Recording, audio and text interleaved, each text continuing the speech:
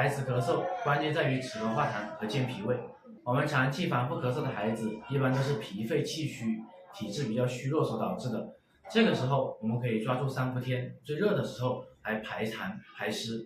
我们可以用3味中药来煮茶给小朋友喝，恢复小朋友的体质，帮助脾胃运化。第一味就是陈皮，陈皮它可以醒脾化湿，它可以帮助小朋友把体内的痰湿给运化掉，把脾胃功能的气给运行起来，这样子小孩子胃口也可以恢复，痰湿能运化掉。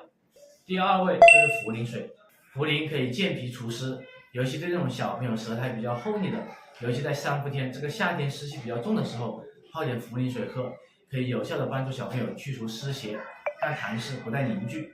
第3个，孩子可以稍微泡点山楂水喝一下，山楂水可以消肉食，特别是现在天气热，小朋友容易积食，又容易产生热气，可以用点山楂水去消食，有效的帮助小朋友清除体内的积热。积热清了之后，然后脾胃功能恢复，这个痰才能慢慢化得掉。